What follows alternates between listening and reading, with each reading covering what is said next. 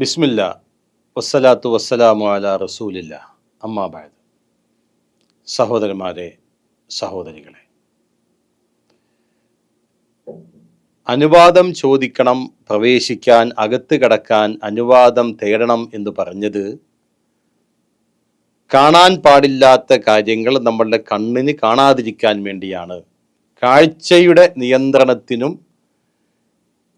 കാണാൻ പാടില്ലാത്ത കാര്യങ്ങൾ കാണാതിരിക്കാനുമാണ് അനുവാദം ചോദിക്കണമെന്ന് പറഞ്ഞത്. അതുകൊണ്ട് തന്നെ നമ്മൾ ഉമ്മയുടെ റൂമിലേക്കോ സഹോദരിയുടെ മുറിയിലേക്കോ ഒക്കെ പ്രവേശിക്കുകയാണെങ്കിലും അനുവാദം ചോദിക്കേണ്ടതുണ്ട് എന്ന് മനസ്സിലാക്കുക. അങ്ങനെയാണ് ഇസ്ലാം നമ്മളെ പഠിപ്പിച്ചിട്ടുള്ളതും പ്രവാചകൻ സല്ലല്ലാഹു അലൈഹി വസല്ലമയും സഹാബത്തുമൊക്കെ നമ്മളോട് പറഞ്ഞിട്ടുള്ളതും.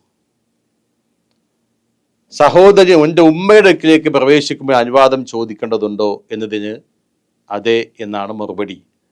അതുപോലെ തന്നെ എൻ്റെ സഹോദരി അടുക്കിലേക്ക് പ്രവേശിക്കുമ്പോഴോ അതെ, അതിനും അനുവാദം ചോദിക്കേണ്ടതുണ്ട്. കാരണം നമ്മൾ കാണാൻ പാടില്ലാത്ത കാര്യങ്ങൾ കാണാൻ പാടില്ലല്ലോ. അപ്പോൾ അവരുടെ പ്രൈവറ്റ് റൂമുകളിൽ നമ്മൾ പ്രവേശിക്കുന്ന സമയത്ത് അവരോട് നമ്മൾ അനുവാദം ചോദിക്കണം. കാരണം നമ്മളുടെ ദൃഷ്ടികൾ നമ്മളുടെ കണ്ടുകൊണ്ട് കാണാൻ പാടില്ലാത്ത കാര്യങ്ങൾ അവിടെ ഉണ്ടായെങ്കിൽ അത് നമ്മൾ കാണരുത്. അപ്പം അതുകൊണ്ട് തന്നെ അവർ സ്വസ്ഥമായിരിക്കുമ്പോൾ അവിടെ പ്രൈവറ്റ് ഇടങ്ങളിൽ, സ്വകാര്യ ഇടങ്ങളിൽ അവർക്ക് പ്രത്യേകിച്ച് നിയന്ത്രണങ്ങളൊന്നും ഇല്ലല്ലോ. അതുകൊണ്ട് തന്നെ മറ്റൊരാൾ അകത്തേക്ക് കടക്കുമ്പോൾ അവിടേക്ക് ചെല്ലുമ്പോൾ അനുവാദം ചോദിക്കണം. അത് സ്വന്തം ഉമ്മയുടെ അടുത്താണെങ്കിലും സ്വന്തം സഹോദരിയുടെ അടുത്താണെങ്കിലും ആരുടെ അടുത്താണെങ്കിലും ശരി, നമ്മൾ എന്ത് ചെയ്യണം? അനുവാദം ചോദിച്ചിട്ടേ കടക്കാവൂ എന്ന കാര്യം മനസ്സിലാക്കുക. അതാണ് ഇസ്ലാമിക മര്യാദ.